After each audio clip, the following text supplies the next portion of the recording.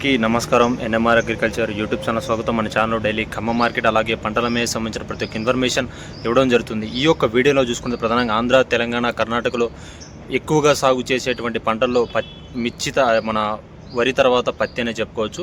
ఈ సంవత్సరం యొక్క పత్తి అనేది రైతులందరూ కూడా అనేక రకాల విత్తనాలు వేశారు. సో వాటిలో అత్యధిక దిగుబడులు ఇచ్చే విత్తనాలు ఏంటిది 2026-27 పంటకి అనుకూలంగా ఉన్నటువంటి విత్తనాల గురించి టాప్ 10 విత్తనాలు చెప్పడం జరుగుతుంది. రైతు సోదరులు గమనించండి, ఏ నేలకు అనుకూలంగా ఏ విధంగా ఉన్నాయి, ఏ విత్తనం ఏ విధంగా ఉందో ప్రతి ఒక్కరు కూడా చెప్పడం. ప్రధానంగా ముందు చూసుకున్నట్టయితే రాశి షిఫ్ట్ అండి. సో ఇది వచ్చేసి అన్ని నెలలకు ఎర్రచక్క నెలలకు, నల్ల భూములు, సౌడు నెలలు అన్నిటికీ కూడా ఎర్లీ క్రాప్ రావడానికి 90 రోజుల్లో మనకు ఏదైతే మన పత్తి తీయడం జరుగుతుందో ఒక 65 నుంచి 70 డేస్లో మనకి క్రాప్ రావడానికి, ఎర్లీ క్రాప్ రావడానికి ఈ యొక్క రాశి షిఫ్ట్ పనిచేయడం జరుగుతుంది. తర్వాత వచ్చేసి నూజివీడ్ సీడ్స్లో ఆశ అలాగే రాజా, తర్వాత వచ్చేసి నవనీత్ అనే వెరైటీస్ ఉండడం జరిగింది. సో ఇవి కూడా అన్ని నెలలకి మంచిగా సెట్ అవ్వడం జరుగుతుంది. తర్వాత వచ్చేసి క్రిస్టల్ క్రాప్ సైన్సెస్లో చూసుకున్నది CCH 369 అలాగే మనకి సదానంద్ ఉండడం జరిగింది. ఇందులో వచ్చేసి మనకి సదానంద్ అనేది బ్లాక్ సాయిల్ ఏదైతే నల్ల భూములకు మంచిగా సెట్ అవ్వడం జరుగుతుంది. తర్వాత వచ్చేసి CCH 369 అనేది ఎర్ర భూములు, నల్ల నేలలు అన్నింటిలో మంచిగా ఉంటుంది, దిగుబడి బాగా రావడానికి దోహదం చేస్తుంది.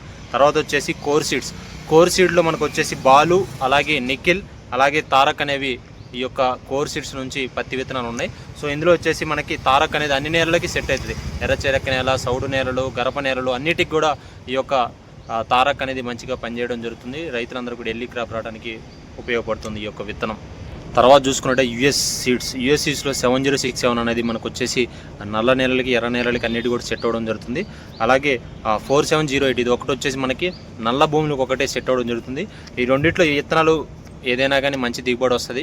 సో తర్వాత వచ్చేసి వేదా సీడ్స్ అండి. వేదా సీడ్స్లో వేదా చంద్ర గోల్డ్ అలాగే మనకి ప్లాటినం, అలాగే ఇందులో వచ్చేసి అభయ అనే పత్తి విత్తనం ఉన్నాయి. ఇందులో వచ్చేసి ప్లాటినం అనేది మనకి సౌడు నేలలకి పనిచేయడం జరుగుతుంది. మంచిగా విత్తనం మంచిగా ఈల్డింగ్ వస్తుంది. అలాగే మనకి చూసుకున్నట్టయితే ఎర్ర నేలలు, గరప నేలలు వీటన్నిటి కూడా వేదా చంద్ర గోల్డ్, అభయ అనేది మంచి విత్తనాలు అని చెప్పుకోవచ్చు. తర్వాత వచ్చేసి కావేరీ సీడ్స్లో ATM అనేది కూడా ఉండడం జరిగింది.